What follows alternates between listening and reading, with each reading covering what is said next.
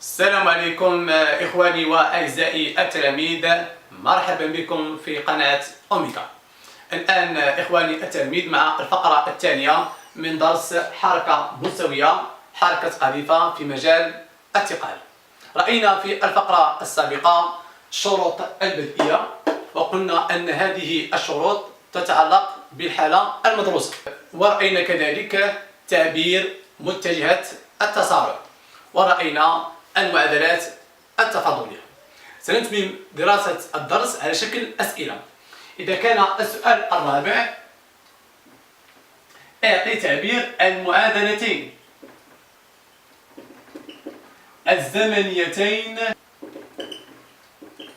للسرعة Vx de t و Vy de t.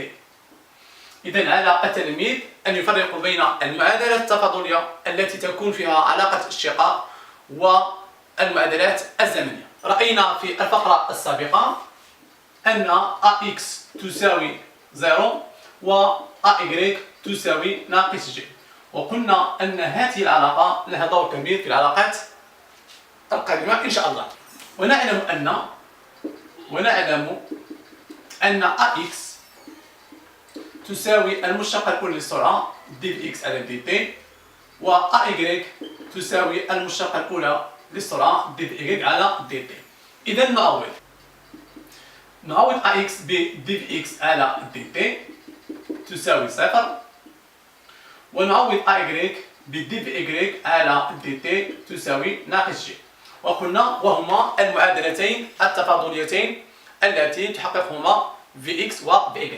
نحن الآن نريد Vx و Vy، ولدينا علاقة الشقاق، وقلنا لإزالة الشقاق نستعمل التكامل كما رأينا على سبيل المثال dE على dt. نحن نريد U ولدينا علاقة الشقاق، دونك لإزالة الشقاق نستعمل التكامل فنحصل على U de t. مثلا في الرياضيات لدينا x تساوي 2، ونحن نريد x. لإزالة إكسبوننسيال ندخل ln، فنحصل على ln de x تساوي ln جوج، و ln e de x هي x تساوي ln جوج. إذا بنفس الطريقة نستعملها هنا. إذا باستعمال التكامل نجد إذا تكامل dvx على dt يعطينا vx de t، والأصلية ديال صفر هي واحد ثابتة نسميها C1، وقلنا دائما أن هذه الثابتة تساوي الشروط البدئية. في هذه الحالة سنحصل على C1 تساوي V0x، سنبينها إن شاء الله. والتكامل dvy على dt يعطينا vy de t، والأصلي ديال ناقص G يعطينا ناقص G في t. لماذا؟ قلنا أن الأصلية لك هي kt، والأصلية ديال kt هي 1 على 2 kt أو كاري زائد الثابتة C2، وقلنا أن هذه الثابتة C2 تساوي شروط بدئية. في هذه الحالة سنحصل على V0y. إذا سنحدد الثوابت، نحدد الثوابت C1 و C2 حسب الشروط البدئية عند t يساوي 0، وقلنا أن هذه الشروط البدئية لها دور كبير في تحديد الثوابت. إذا عند t يساوي 0 لدينا Vx عند 0، نعوض t بصفر، هنا ليس t، هنا لا يوجد t، إذا نحصل على C1. Vx عند 0، Vx عند 0 هي V0x، ماذا يساوي؟ يساوي V0 كوس ألفا. كذلك بالنسبة ل Vy عند 0، نعوض t بصفر، ناقص G في 0 هي 0 زائد C2. Vy عند 0 هي V0y، إذا تساوي V0y، ماذا يساوي؟ يساوي V0 سينوس ألفا. إذا في الأخير نجد أن الثابتة C1 تساوي V0x يساوي V0 cos ألفا، وثابتة C2 يساوي V0y يساوي V0 sinus ألفا. إذا لمن أراد أن يحفظها، دائما الثوابت C1 تساوي الشروط البدئية. إذا نعوض الثوابت C1 فنجد نعوض الثوابت فنجد إذا Vx de t هي C1 إذا تساوي V0 cos ألفا. C1 تساوي V0x تساوي V0 cos ألفا، و Vy de t تساوي ناقص ج في t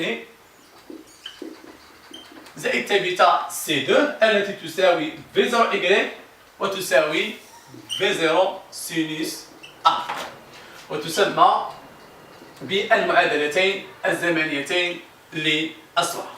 إذا نكون قد حددنا المعادلتين الزمنيتين للسرعة. أما إذا كان السؤال المعادلتين الزمنيتين للحركة،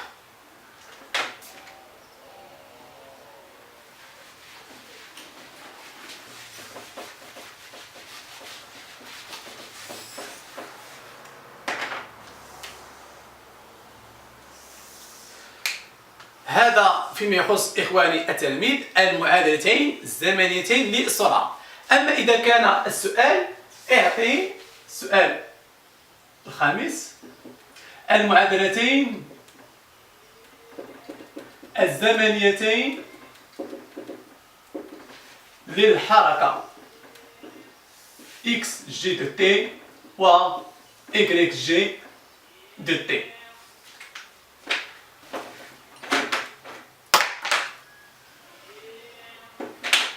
و y g de t. إذا بنفس الطريقة التي رأيناها بالنسبة للمعادلات الزمنية للسرعة سنثبت كذلك المعادلات الزمنية للحركة. لدينا حسب ما سبق أن Vg de t ماذا تساوي Vx de t و Vy de t. هي Vx de t تساوي V0 cos ألفا، و Vy de t تساوي ناقص ج في t بلس V0 sinus ألفا. هذا بالنسبة للمعادلة الزمنية للسرعة. والعلاقة التي تربط Vx و x و Vy و y هي، ونعلم أن Vx de t هي المشتقة الأولى للموضع dx على dt، و Vy de t هي المشتقة الأولى ل y g de t على dt. إذا نعوض فنجد إذا نعوض Vx بالمشتقة الأولى dx g de t على dt يساوي V0 cos ألفا، ونعوض Vy بالمشتقة dy g de t على dt يساوي ناقص g في t بلس V0 sinus ألفا. نحن نريد xg و yg، ولدينا علاقة الشقاق. دائما لإزالة علاقة الشقاق نستعمل التكامل. إذن باستعمال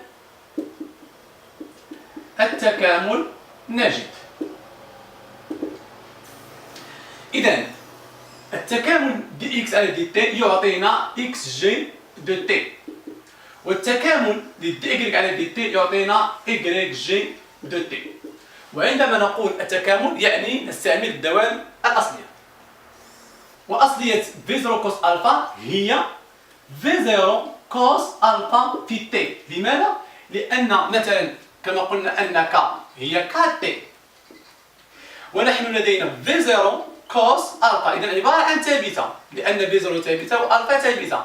إذن أصليتها ستكون V0 cos ألفا في t بلس زائد واحد ثابتة C3، وقلنا أن الثابتة C3 ستساوي الشروط البدئية x0، أن C3 تساوي x0 سنبينها كذلك. وأصلية ناقص جي تي هي ناقص 1 على 2 جي تي أو كاري بلس نفس الطريقة في 0 سينوس ألفا عبارة عن ثابتة، إذا أصليتها في 0 سينوس ألفا في تي بلس واحد ثابتة سي 4 التي ستكون كذلك سي 4 تساوي إكغيك 0. الآن سنحدد الثوابت سي 3 و سي 4. إذا تحديد الثوابت سي 3 و سي 4. وقلنا دائما أن الثوابت تساوي الشروط البدئية، هنا سنبينها. إذا عند تي إيكال 0 إذا حسب الشروط البدئية عند تي إيكال 0 عند تي إيكال 0. وقلنا أن هذه الشروط هذا كبير في تحديد الثوابت. إذا عند تي إيكال 0 إكس جي عند 0 نعوض تي بصفر فنجد في 0 كوس ألفا في 0 هي 0 زائد سي 3 إكس جي عند 0 هي إكس 0 حسب شروط بدئية لأنه يوافق أصل المعلم يساوي 0. و إكغيك جي عند 0 نعوض تي بصفر فنجد 0 في 0 سينوس ألفا في 0 هي 0 زائد سي 4 و إكغيك جي عند 0 هي إكغيك 0 وحسب شرط بدئية إكغيك 0 يساوي 0. إذا نعوض الثوابت فنجد إذا إكس جي دو تي و إكغيك جي دو تي.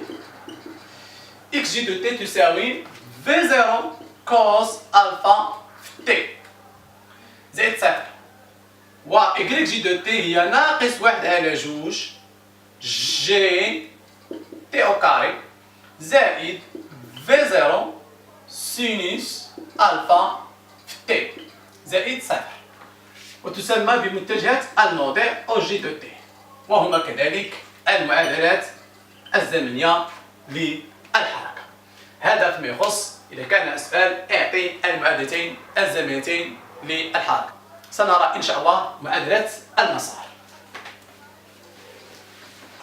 إلى هنا إخواني وأعزائي التلاميذ تنتهي الفقرة الثانية من درس القذيفة، فما عليكم إلا مراجعة هذا الدرس ولا تبخلوا علينا باشتراككم في القناة وإبداء ملاحظاتكم واقتراحاتكم، وشكرا وإلى اللقاء.